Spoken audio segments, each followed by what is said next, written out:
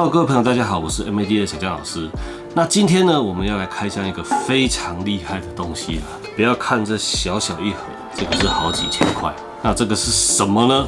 大家还记不记得我们频道前一阵子有开一台保时捷，就是真车的保时捷，然后那是我跟我朋友借来的。结果竟然有观众吐槽我们说：“哎呀，原来你是炫富型的 YouTuber 哦，那是我的梦想。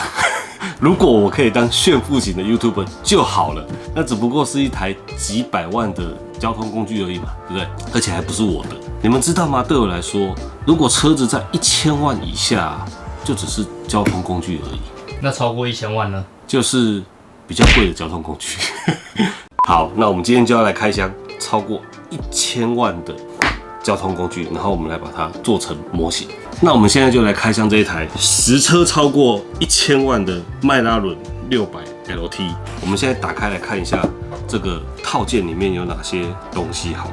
一开始我们就可以看到这种 GK 说明书是最痛苦的。这个图是怎么做出来的啊？他们是真的买了一台迈拉伦回来扫描吗？这有模型公司可以这样做啊？为什么我们连 Dio 都买不起？好，那我们现在把这些东西打开来看一下，大概有哪些配件。首先呢，我们可以看到它有满满的蚀刻片的细节，还有一些模拟那种静止的这种金属贴，还有一些水贴，是蛮到位的，给的东西蛮多的。那当然了，它也有附这个车子的本体，而且我觉得这个模纸就是乍看之下它的品质感觉很好然后这个最帅的这个下老流它也有做出来，这个形状这么复杂，这么多曲面啊，他们竟然可以脱模，脱得这么顺利，然后在一片模子里面有这么多弯曲的角度，它竟然都可以脱模然后这么细的框架竟然没有断掉，我觉得这家公司它翻件的技术真的蛮不错的。想不到这么一个小小的盒子可以有这么多的东西没有错，这一次我们的计划呢，就是要把这个模型做得跟真车一样。那做得跟真车一样的前提是什么呢？当然是要有一台真车可以参考。我们有钱买真车吗？开玩笑，我们这次的代工业主他说预算没有上限，你要买真车来看，我就买真车给你看。Let's go。好，各位观众，我们现在已经买到这台价值1800多万的麦当劳，然后这里还有一个 Nike 的符号。好不好？直接买给各位看，到底跟模型上细节有什么不一样？好，那从引擎盖这里啊，大家就可以先看到它的颜色非常的特别，它叫做 Victory Gray， 就是胜利灰的意思。那这个胜利灰的选配呢，大概要价这个颜色68万多台币。好，再来这个车门很少有机会看到，因为一般的门都是这样开的，有没有？那就不安全。你看，如果旁边有摩托车经过，这样开，人家会撞到你的门。如果是这样开是不是安全多了？上掀式的车门，哇，好帅啊！谁在玩我的 GT 啊？这个打开以后啊，大家可以看到这个座椅啊。我之前就有讲过，因为我腰不是很好，所以这一次啊，特地选配2个这种赛车型的座椅，大概60万。我们坐进去给大家看一下，这个坐进去是有技巧的这个屁股要先进来。你选配这个座椅好像让你很累进来的时候会累一点。但是坐进来以后啊，你看它的包覆性就超级的好，有没有？完全就是一个阿斯拉的感觉，就是你会觉得坐在这里面非常的安全，可以让你放心的去踩油门竞速。这个安全带是最便宜的，多少？30万？3万呢？这个是所有的选配里面最便宜的。然后啊，这个内装啊，就是这一片，然后加中控板，然后再加这一个换挡的这个地方，这3片。碳纤维大概30几万，很便宜还有啦，就是这个椅子上啊，有一些麂皮，跟这里有安装了一些麂皮。这个缝线的颜色也是特别选过的，就光这样子的配备也是30几万，我都可以买一台很帅的重机嘞。你是卖掉 MAD 来买这一台？这台不是我买的啦，这台是那个代工的客人拨预算给我们买。现在看完精彩的内装，我们来看看外面还有哪些帅气的改造。那你怎么出不来？这个有点腹肌，我真的站不起来。太久没开这台车，有点吃力。终于出来了，既然已经出来了，我们先来看看它两边门都打开的帅气的状态。来，给大家看一下，上掀式车门诶，就是所有的男人的梦想，应该就是买一台这样的车，放在车库里面，每天下来欣赏一下嘛，对不对？每天早上起床就哇，我就把那两个门打开看一下，你就觉得人生多么的美好，多么的有价值。你看，这就是我现在每天这么努力做模型的动力。小江老师，那你是要自己把这台做成模型？怎么可能呢？我又不会坐车。说到坐车，我们当然要请我们最专业的模型车神。接下来呢，我们就要请翔哥登场。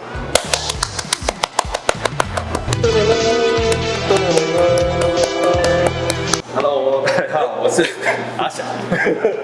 翔哥，我这次业主委托啊，要把模型做得很拟真，所以业主拨了1800多万的预算，给我们买一台实车来参考。那一开始就是有选配这个叶子板，这个叶子板大概100多万。那在模型工资，如果你帮我做这个叶子板，大概要多少钱？这个大概，因为我都算一整个，我也不知道怎么算。都知道怎么算，那对啊，这一片就不用算。像这种如果可以雕刻，我们就是直接刻；如果不行，我们就要可能用胶板或组做。对，他自己做得出来了哦。这个应该还算简单。算简单。好，那我给你一个难的，来这边，这个卡钳，我要改这个颜色，就10万块。改色比较麻烦，要推机，所以费用会比较贵。如果你直接买黑的会比较便宜，然后改色我们都大概要抓10万左右。看模型也要10万，那你这个叶子板不用钱，然后这个卡钳比较麻烦。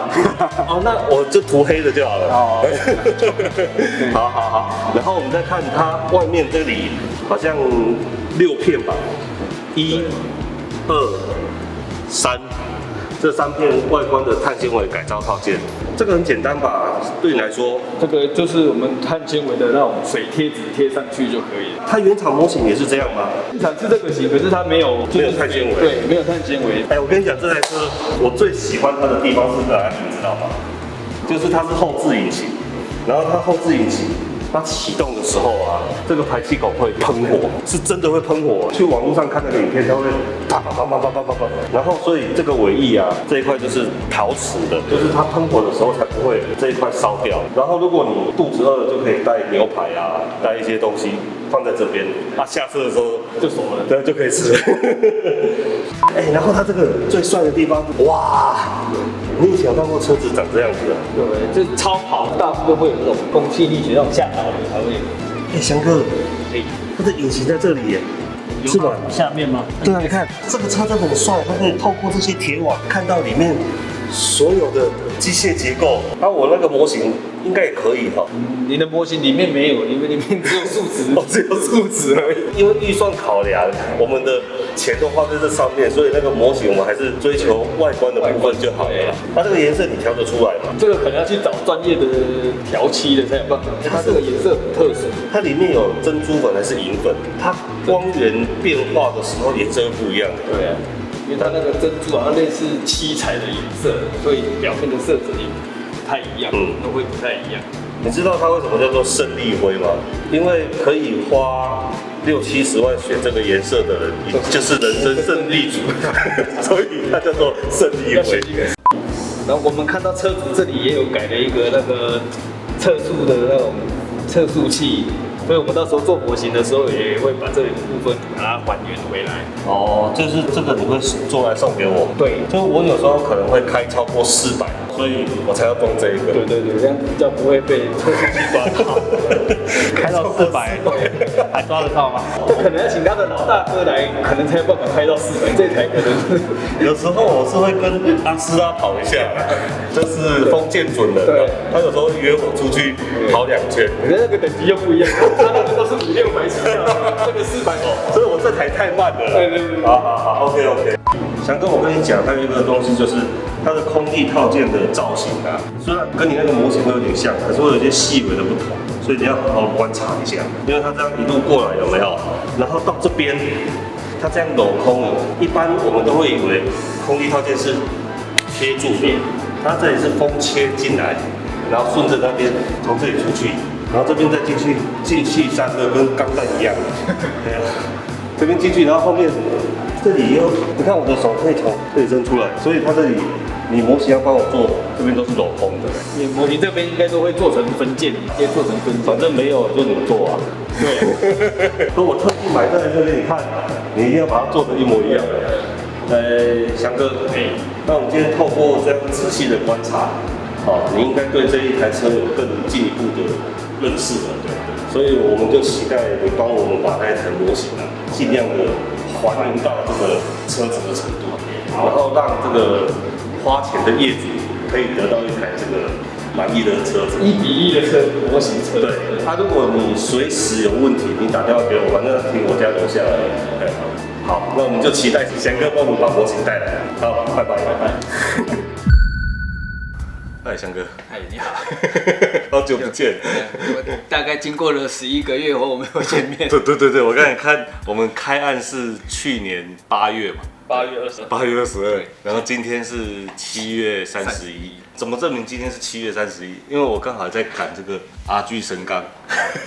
它目前是骨架刚磨完，还没那个，还没上漆。对，哇，终于把它完成了。我们整整耗了快1年的时间，感觉怎么样？花费了很多心力，可是成果感觉还不错。成果感觉还不错。那我们现在先把它打开，先跟各位解说一下这台车经历了多少的做工，对，才会是这个呈现的状态。你开，我不敢开。哇！翔哥的车子都是一尘不染的呢。因为我们做车子表面干干净净就是最基本的基本功。所以你知道我刚才转一圈在干嘛吗？我在检查有没有哪里没镜面，因为我们这里灯很多嘛，每一个地方都有，真的。因为我们做车子，我们基本上就是全车抛光。全车抛光。对，就是每个地方几乎最基本的。对，做车子干干净净的表面就是最基本的。就是如果连这样子都不会，对啊，那你就做钢弹。开玩笑的。我们现在看到这个成品这么的漂亮等一下再来欣赏。因为我记得我当时买到这个模子的时候，翔哥在做有说他遇到很多这个组装的问题。那我们先来聊一下他组装间隙当时拿到的套件是什么状况吧。因为这台车就是全树脂的套件，树脂件就是很多密合度的问题。这一家的厂商有一些设计也不知道是故意的有问题，还是在考验作者的功力。我觉得针对这种东西，我们统称为增加制作模型的乐趣。这样子的乐趣，一下子就完成就也没什么不好玩，你就觉得那个树脂套件这么贵。对啊，给你玩1个月就没了，怎么可以？所以修改是最基本的，对啊，这样才有乐趣。对啊，那这台车从一开始我们在夹组那个保杆的时候，就发现这个断差，保杆跟这个造型断差非常的明显，那可能就是设计的凸出来，对，就是变成上面的保杆跟下面的保杆结合的地方就是凸的，然后后来我们就是整个把它修跟那个下巴那一块有平顺这样子，然后再来就是它的这一块车门我有印象，对，然后这个就是特别的短，这个地方变得很短，可能是缩水还是设计变得有点短。这个感觉应该是他当时3D 扫描档案过到电脑就直接印出来，没有去没有煮过，对，然后变成就是短的大概有1 mm 左右，然后这2块盖子也是都跟着一样缩短的，对。所以这个车门就是做延长，你是车门延长还是车身？没有，我就是把这一块零件把它补齐到这个叶子板，然后再来就是侧裙也是一样很短，也是短的大概有1-2 mm 左右，就是它那个整个卡榫它有给2个洞嘛，对，就是它有一个聘点，但是这2个洞是安下去的时候一个洞，对，一个洞是离很远，这个说不定是世界上唯一做起来的一台。我觉得有可能，好像网络好像也没看过有人做这一台成品出来，所以不晓得有没有人遇到这个问题。对，但是好玩好玩，这样才有制作的乐趣啊。然后还有呢？然后还有这个后面的进气孔，因为那时候比较短，然后我在补的时候想要看一下照片比对一下，后来发现它这个设计的盖子也是有一点平，实车是有一点凸出来，然后这边有一个 R 角。但还好我们有钱买实车。对，然后后来我就是用补土把它整个凸出来这样子，这样造型才比较正确一点。这个后引擎好像当时也是都盖不起来，对不对？对，因为引擎盖这块饰板当时也是变形啊，然后后来我们就是加热把它凹回来，然后底面它原本只有2个固定这块盖子，可是它前面这边是空的，变成整个盖子会这样它就一直翘。然后后来我就是在这边弄补土把它压平，然后就是让这边到时候可以有一点可以粘的位置。我觉得光第一关就是组装，应该就死掉90%的。对，因为光外观图，然后这是外观而已。对，我们还有大魔王内装的问题。对，然后内装的部分，它原本那个车门的饰板被车门挤进来，所以它这个门的饰板会跟那个内装饰板中控台这边的对不起，后来怎么办？因为只能把车门就是饰板往外移，对，然后往外移的时候就变成会卡到我们的底盘，因为它底盘跟那个内饰这个间隙其实不大，一边大概外移了大概1.5左右，然后就变成会卡到我们这个底盘，因为它树脂壳比较厚，它不像我们塑胶壳就是薄薄的一片，因为它整个肉厚很厚，把这个车门的内侧挖掉。那你用什么挖？就是用电动工具啊，钢刀，对啊，就是把整片都挖掉，挖到它干涉刚好可以闪过去，我们把它外移不会卡到的。好，那组装的部分我们终于搞定了。那搞定了以后呢，现在大家很想仔细欣赏这台车，先等一下，因为这个树脂套件买到的时候，它有很多的细节跟真车差很多。那我们现在请强哥帮我们介绍一下，说，你有哪些地方做了一些追加跟改装？对，首先最明显就是我们买的那台车实车，对，它是有选配这个散热孔，原厂是没有的，因为模型它没有这个孔，所以我们就另外自己追加了。对，然后就是这个地方，我先上网找实车照片，对，然后大概画了一下实车的位置，然后缩小比例之后，我们就是再印到车子上面，然后抓大小位置出来，然后再用工具先把洞挖出来。我是用铝片比较好折，把它再折出来，对，然后折出弧度出来，然后就是粘上去这样。哇，说这样几句话，这个要做多久？对啊，因为我们那时候凹这个铝片，因为你要凹到4片都一样，很困难。就是这个曲线没得量的。对啊，就是变成你的凹一片再下去裁切，再来就是基本的刻线加深的后视镜这个，因为这个要分色嘛，对，因为它原本整个都是没有，就是肉的，对，如果你没有把它刻线加深，你要到时候要分色什么的，是没办法，然后贴水贴也不好推，然后像车门这些都是基本的，然后还有屁股后面这边，对，因为屁股后面这边，因为我们要做分色，你如果没有刻线加深，那个里面会有个阿角，那就是肉的，对，因为你到时候要分色就没有办法那么锐利，而且那个车壳的结构感没有出来，对，就变成看起来是一片，对，不会像成2片分色这样。对，我们实车这里有加装了一颗应该是测速器的东西，对，那时候去看车，特别看到这一颗，对，然后我这边也是用改造板，然后下去刻出来的，做一个简单的造型，追加这个细节。那它的碟盘跟那个卡钳轮框一开始就做漂亮吗？因为它原本是10颗的，可是他们这个超跑很多都是那种陶瓷啊、碳纤的车材质。对啊，这个尾灯是不是也很难调整？对，因为它尾灯原本是一片10颗片的，对。然后它虽然原本有附一个模子，那个树脂做的上下的细胶膜，可以拿去压出那个造型。可是我压了，你根本压不出那个造型。那个东西还在吗？还在啊。我觉得它那个可能是我们这样压力不够，还是说它根本密合度不够，就变成怎么压都压不出这个弧度。对。然后后来我就是自己拿那种笔刀，有那个后面是金属的圆球造型，就是在滚，慢慢把它滚出一个。哇！光要把这2个东西塞进去，那这里又再死掉5%了，现在已经死95%的人。对。那内装的部分呢？内装部分你有做哪一些细节的增加吗？对，因为内装它原本就有一些10颗片嘛，我们就是追加它原本的10颗片，然后还有安全带，我也是另外自己再追加。安全带我这边有挖洞让线可以穿出去，不然原本没办法粘的，所以我是自己挖一个缝。它有那种安全带拉出来的那个感觉。然后安全带的部分是用那个缎带，2条 mini 的缎带。你自己裁的吗？对，就是买现成的缎带就好。可是现成的缎带，它的边边不是会很丑吗？可是它就是2 mini， 所以它就是变成你要买刚刚好的尺寸的。对啊，它差不多2 mini 左右的缎带。对，然后它10颗的那个安全带的那个插销。这条安全带我有选配吗？有吗？也是一样橘色，因为这个橘色很明显，所以你就帮我选配同一个。对，我车太多台忘记自己改太多，改到都忘记。然后还有做了什么？然后内装就是中间旋钮的部分，因为它原本树脂件就是只凸了一个点，对。然后后来我就是觉得，因为我要贴碳纤维在上面，所以那个凸点也很麻烦，所以我干脆就整个磨掉，然后自己用迷你的玩棒自己再车出那个一点断插造型这样。这个玩棒车就是你之前教我们用那个大卫，然后拿我们那个雕刻刀这样子。对，就是拿刻刀这样子慢慢下去扯下，让它有一个断层，比一个凸点有造型。我觉得做这一颗大概再挂掉1-2%的。